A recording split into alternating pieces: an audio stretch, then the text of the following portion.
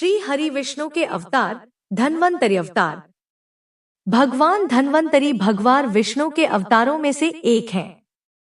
भगवान धन्वंतरि आयुर्वेद जगत के प्रणेता तथा वैद्यक शास्त्र के देवता माने जाते हैं। भारतीय पौराणिक दृष्टि से धनतेरस को स्वास्थ्य के देवता धन्वंतरि का दिवस माना जाता है। धन्वंतरि आरोग्य, सेहत, आयु और तेज के आराध्य देवता है। धनतेरस के दिन उनसे प्रार्थना की जाती है कि वे समस्त जगत को निरोग कर मानव समाज को दीर्घायु प्रदान करें। देवता एवं दैत्यों के सम्मिलित प्रयास के श्रांत हो जाने पर समुद्र मंथन स्वयं क्षीर सागरशाही कर रहे थे। हलाहल, कामधेनु, ऐरावत, उच्चे, श्रवा अश्व, अप्सराएं, कौस्तुभमणि, वारुणी, महाशंख, कल्पवृक्ष, चंद्रमा, लक्ष्मी और कदली वृक्ष उससे प्रकट हो चुके थे। अंत में हाथ में अमृतपूर्ण स्वर्ण कलश लिए श्याम वर्ण चतुर्भुज भगवान धन्वंतरि प्रकट हुए। अमृत वितरण के पश्चात देवराज इंद्र की प्रार्थना पर भगवान धन्वंतरि ने देव वैद्य का पद स्वीकार कर लिया। अमरावती उनका निवास बनी। कालक्रम से पृथ्वी पर मनुष्य रोगों से अत्यंत पीड़ित हो गए। प्रजापति इंद्र ने धन्वंतरि जी से प्रार्थना की। भगवान ने काशी के राजा दिवोदास के रूप में पृथ्वी पर अवतार धारण किया। इनकी धन्वंतरि संहिता आयुर्वेद का मूल ग्रंथ है। आयुर्वेद के आदि आचार्य सुश्रुत मुनि ने धन्वंतरि जी से ही इस शास्त्र का उपदेश प्राप्त किया था। भगवान धन्वंतरि को आयुर्वेद के प्रणेता तथा वैद्यक शास्त्र के देवता के रूप में जाना जाता है। आदिकाल में आयुर्वेद की उत्पत्ति ब्रह्मा से ही मानते हैं। आदिकाल के ग्रंथों में रामायण, महाभारत तथा विविध पुराणों की रचना हुई, जिसमें सभी ग्रंथों ने आयुर्वेदावतरण के प्रसंग में भगवान धन्वंतरि का उल्लेख किया है। धन्वंतरि प्रथम तथा द्वितीय का वर्णन पुराणों के अतिरिक्त आयुर्वेद ग्रंथों में भी छुटपुट रूप से मिलता है, जिसमें आयुर्वेद के आदि ग्रंथों सुश्रुत संहिता, चरक संहिता, काश्यप संहिता तथा अष्टांग हृदय में उनका विभिन्न रूपों में उल्लेख मिलता है। इसके अतिरिक्त अन्य आयुर्वेदिक ग्रंथों भाव प्रकाश, शार्ङ्गधर तथा उनके ही समकालीन अन्य ग्रंथों में आयुर्वेदावतरण का प्रसंग उद्धृत है। इसमें भगवान धन्वंतरि के संबंध में भी प्रकाश डाला गया है। महाकवि व्यास द्वारा रचित श्रीमद्भागवत पुराण के अनुसार धन्वंतरि को भगवान विष्णु का अंश माना गया है तथा अवतारों में अवतार कहा गया है। महाभारत, विष्णु पुराण, अग्नि पुराण, श्रीमद्भागवत, महापुराण आदि में यह उल्लेख मिलता है। कहा जाता है कि देवता और असुर एक ही पिता कश्यप ऋषि के संतान थे, किंतु इनकी वंश वृद्धि बहुत अधिक हो गई थी। अतः ये अपने अधिकारों के लिए परस्पर आपस में लड़ा करते थे। वे तीनों ही लोकों पर राज्याधिकार प्राप्त करना चाहते थे। असुरों या राक्षसों के गुरु शुक्राचार्य थे, जो संजीवनी विद्या जानते थे और उसके बल से असुरों को पुनः जीवित कर सकते थे। इसके अतिरिक्त दैत्य, दानव आदि मांसाहारी होने के कारण हृष्टपुष्ट स्वस्थ तथा दिव्य शस्त्रों के ज्ञाता थे। अतः युद्ध में असुरों की अपेक्षा देवताओं की मृत्यु अधिक होती थी। पुरादेव सुरायुद्धैताश्च शतशोऽसुरा हिन्यामान्यास्ततो देवाः शतशोत्सहस्रशः। वैद्य, गरुड़ पुराण और मार्कंडेय पुराण के अनुसार वेद मंत्रों से अभिमंत्रित होने के कारण ही धन्वंतरि वैद्य कहलाए थे। विष्णु पुराण के अनुसार धन्वंतरि दीर्घत्था के पुत्र बताए गए हैं। इसमें बताया गया है वह धन्वंतरि जरा विकारों से रहित देह और इंद्रियों वाला तथा सभी जन्मों में सर्वशास्त्र ज्ञाता है। भगवान नारायण ने उन्हें पूर्व जन्म में यह वरदान दिया था कि काशीराज के वंश में उत्पन्न होकर आयुर्वेद के 8 भाग करोगे और यज्ञ भाग के भोक्ता बनोगे। इस प्रकार धन्वंतरि की 3 रूपों में उल्लेख मिलता है। समुद्र मंथन से उत्पन्न धन्वंतरि प्रथम, धन्व के पुत्र धन्वंतरि द्वितीय, काशीराज दिवोदास धन्वंतरि तृतीय। अन्य प्रसंग, आयु के पुत्र का नाम धन्वंतरि था। वह वीर, यशस्वी तथा धार्मिक था। राज्य भोग के उपरांत योग की ओर प्रवृत्त होकर वह गंगा सागर संगम पर समाधि लगाकर तपस्या करने लगा। गत अनेक वर्षों से उससे त्रस्त महाराक्षस समुद्र में छुपा हुआ था।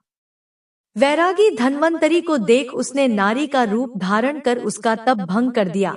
तदनंतर अंतर्धान हो गया। धन्वंतरी उसी की स्मृतियों में भटकने लगा। ब्रह्मा ने उसे समस्त स्थिति से अवगत किया तथा विष्णु की आराधना करने के लिए कहा। विष्णु को प्रसन्न करके उसने इंद्र पद प्राप्त किया, किंतु पूर्व जन्मों के कर्मों के फलस्वरूप वह 3 बार इंद्र पद से च्युत हुआ।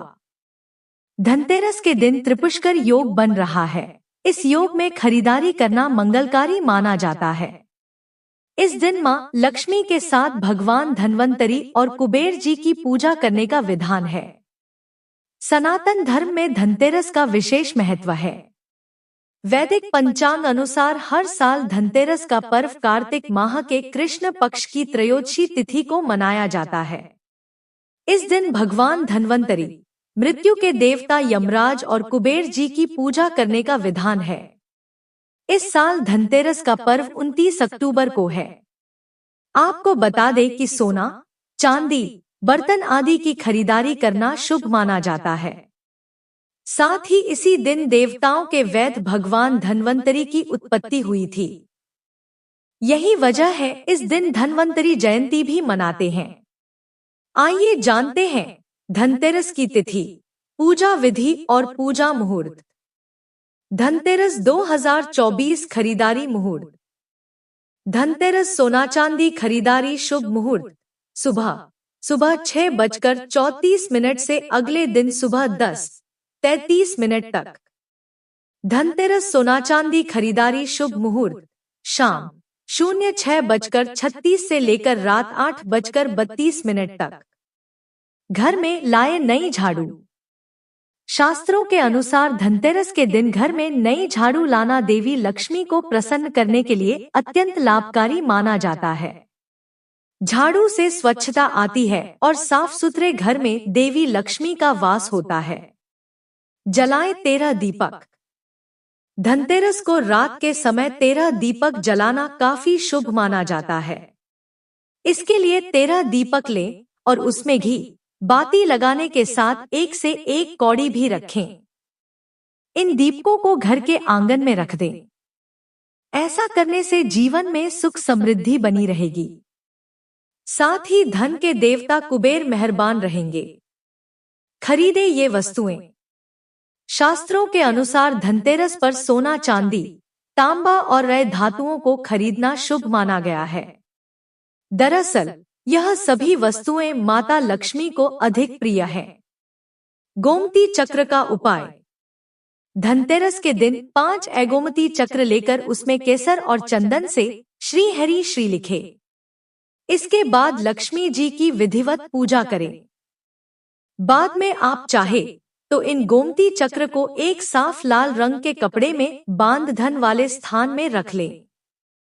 ऐसा करने से धन आगमन के योग बनते हैं। साथ ही मां लक्ष्मी की कृपा सदा बनी रहती है। धन में वृद्धि के लिए करें ये उपाय। धनतेरस के दिन कुबेर भगवान के साथ मां लक्ष्मी की पूजा करें। इसके साथ ही मां लक्ष्मी को एक जोड़ा लौंग चढ़ा दें। ऐसा रोजाना करें। ऐसा करने से धन संबंधी समस्याएं समाप्त हो जाती है। साथ ही धन में वृद्धि के योग बनते हैं। धनतेरस पर करें मां लक्ष्मी के इन मंत्रों का जाप। उ श्री की महालक्ष्मी महालक्ष्मी अहेहि सर्व सौभाग्य देहि में स्वाहा। यह श्री लक्ष्मी महामंत्र है। इसके जाप से सुख समृद्धि के साथ ही धन लाभ भी होता है। श्री हरि क्ली है कमलवासिन्य स्वाहा। मां देवी लक्ष्मी के इस मंत्र से सभी मनोकामनाएं पूर्ण होती हैं। श्री हरि क्ली श्री सिद्ध लक्ष्मी नम। अगर किसी कार्य में सफलता हासिल नहीं हो रही है तो मां लक्ष्मी के इस मंत्र का जाप करना चाहिए। लक्ष्मी नारायण नम। सुखी दाम्पत्य के लिए मां देवी लक्ष्मी के इस मंत्र का जाप करना चाहिए। धनतेरस पर वाहन खरीदने का मुहूर्त। धनतेरस के दिन खरीदारी के लिए विशेष मुहूर्त की बात करें तो सुबह 10:31 से लेकर 30 अक्टूबर को दोपहर 01:15 तक आप वाहन खरीद सकते हैं। चर सामान्य सुबह 9:17 सुबह 10:42। लाभ उन्नति सुबह 10:42 दोपहर 12:06। अमृत सर्वोत्तम दोपहर 12:05 दोपहर 01:28। लाभ उन्नति रात 7:15 रात 08:51। सोना चांदी खरीदने का शुभ मुहूर्त। धनतेरस पर सोना चांदी व अन्य सामानों की खरीदारी के लिए 3 मुहूर्त बन रहे हैं। पहला शुभ मुहूर्त 29 अक्टूबर को सुबह 10:32 से 30 अक्टूबर 6:31 तक। दूसरा शुभ मुहूर्त 29 अक्टूबर शाम 6:32 बजे से रात 8:14 तक।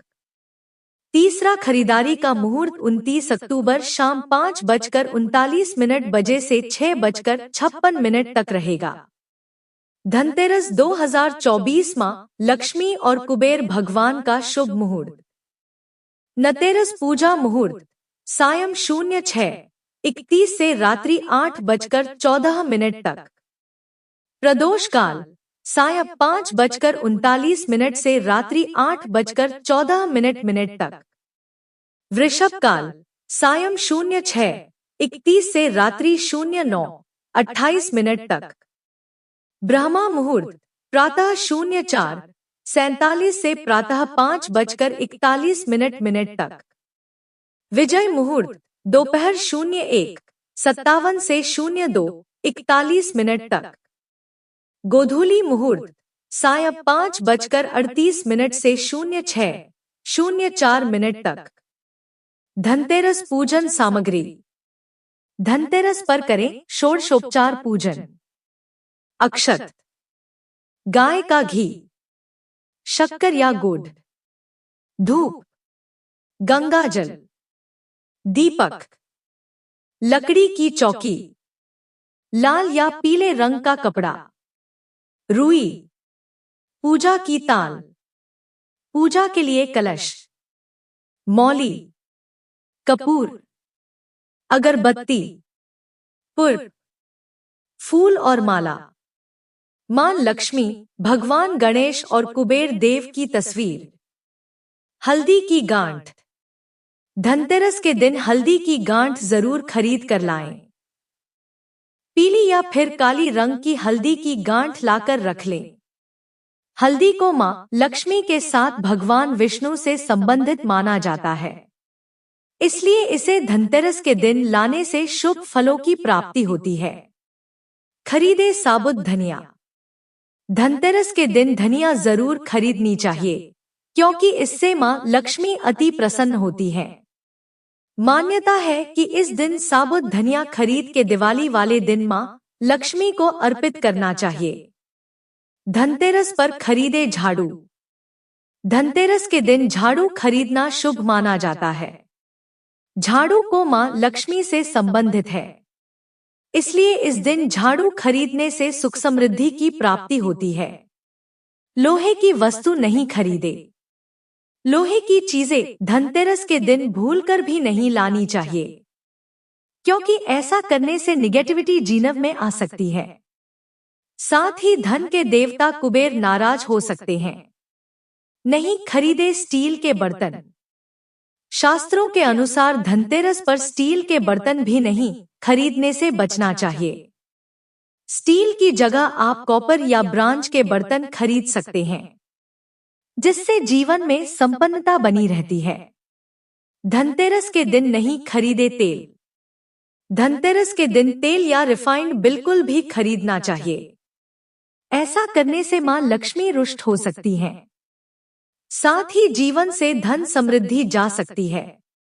इसलिए अगर आप धनतेरस के दिन घी या सरसों के तेल का दीपक जला रहे हैं, तो उसके लिए घी और तेल पहले से खरीद लाएं। धनतेरस पर नहीं खरीदे कांच की वस्तु। धनतेरस के दिन कांच से बनी कोई वस्तु खरीदकर घर पर नहीं लानी चाहिए, क्योंकि ज्योतिष शास्त्र में कांच का संबंध राहु ग्रह से माना गया है।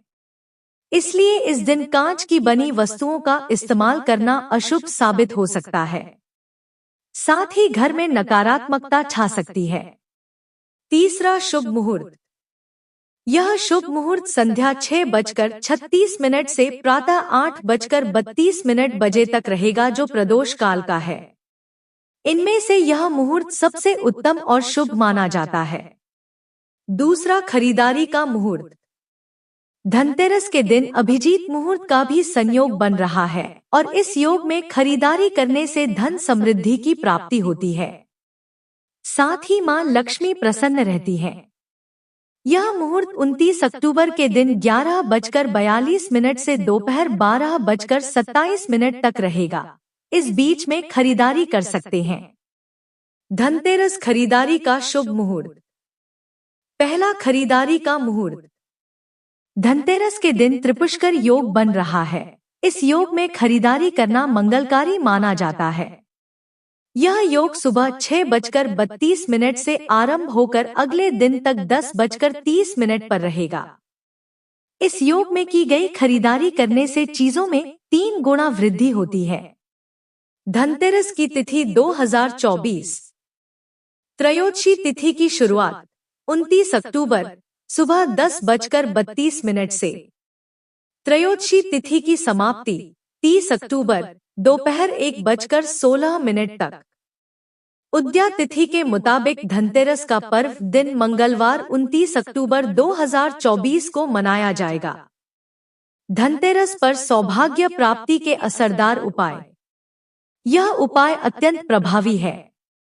हमारा अनुभव है कि जिसने भी यह उपाय किया है उस पर मां लक्ष्मी की विशेष कृपा बनी रही है। यह उपाय आपको धनतेरस से आरंभ करना है। इसके लिए धनतेरस 10 नवंबर शुक्रवार के संध्याकाल में स्नान कर लाल वस्त्र धारण करें।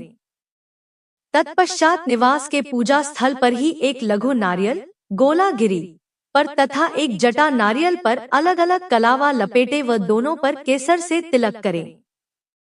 छोटे नारियल एवं जटा नारियल व एक लाल चुनरी हाथ में लेकर महालक्ष्मी तथा धन के देवता कुबेर का स्मरण कर उनसे अपनी आर्थिक संपन्नता के लिए निवेदन करें। इसके पश्चात दोनों नारियल को 1.25 मीटर लाल नए वस्त्र पर रखकर उस पर रोली से पुनः तिलक करें तथा श्री लक्ष्मी का एकाक्षरी मंत्र श्रीं रोली से लिखें। इसके बाद आप धूप दीप अर्पित करें तथा एक लाल गुलाब मां के चरणों में स्पर्श करवाकर दोनों नारियल के साथ रखें। कम से कम 3 माला श्री हरि श्री का जाप करें। जप के बाद हाथ जोड़कर पूजा स्थल से बाहर आ जाएं। अगले दिन संध्याकाल में ही किसी भी मां शक्ति के मंदिर में अथवा श्री लक्ष्मी नारायण के मंदिर में जाकर पूजा अर्चना कर पिछले दिन की लाल चुनरी व एक नया जटा वाला नारियल मंदिर में अर्पित करें। अर्थात चुनरी तो माता को उड़ा दे तथा जटा नारियल को मां के चरणों से स्पर्श कराकर मंदिर में ही फोड़ कर वही छोड़ दे। अब मंदिर से ही एक लाल गुलाब का पुष्प लेकर निवास स्थान पर आए उस पुष्प को दोनों नारियल के साथ ही रखकर उन्हें एकाक्षरी मंत्र की 3 माला का जाप करें। अगले दिन आप केवल एक नया जटा वाला नारियल मंदिर में अर्पित कर एक गुलाब का पुष्प लाकर दोनों नारियल के साथ रख दें। दीपावली की रात्रि में पूजा के बाद दोबारा 11 माला श्री हरि श्री कमले कमलालय प्रसीद प्रसीद श्री हरि श्री महालक्ष्मी नमः का जाप कर आर्थिक संपन्नता का निवेदन करें। तत्पश्चात दोनों नारियल व सभी पुष्पों को उसी लाल कपड़े में लपेट ले। इसके बाद एक जटा नारियल को ले जाकर दीपावली संध्या को ही अथवा अगले दिन पुनः उसी मंदिर में अर्पित कर फोड़ दे और प्रणाम कर निवास पर वापस आ जाएं। लाल वस्त्र को छोटे नारियल सहित पोटली का रूप देकर अपने धन रखने के स्थान पर रख दें। इस उपाय के बाद आप स्वयं ही परिवर्तन अनुभव करेंगे। संध्या काल में पूजा के स्थान के पास यह प्रयोग करना है। एक अभिमंत्रित कुबेर यंत्र की व्यवस्था करें। पूजा स्थल के पास के स्थान को गंगाजल से धोकर स्वच्छ कर लें। इस स्थान पर एक चौकी रखें और इसके सामने लाल आसन पर बैठ जाएं। चौकी पर 1.25 मीटर लाल वस्त्र 4 तह करके बिछाएं और उसके ऊपर 11 कमलगट्टे के बीज रखें।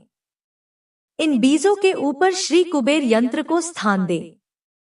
यंत्र को केसर से तिलक करें। शुद्ध घी का दीपक व धूप अगरबत्ती के साथ कोई भी पीले रंग का मिष्ठान अर्पित करें और अपने निवास में मां लक्ष्मी के साथ स्थायी वास करने का निवेदन करें।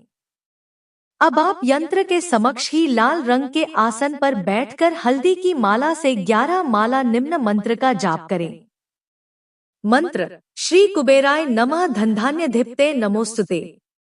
जप के बाद प्रणाम कर उठ जाएं। अब अगले दिन भी यही क्रिया करें।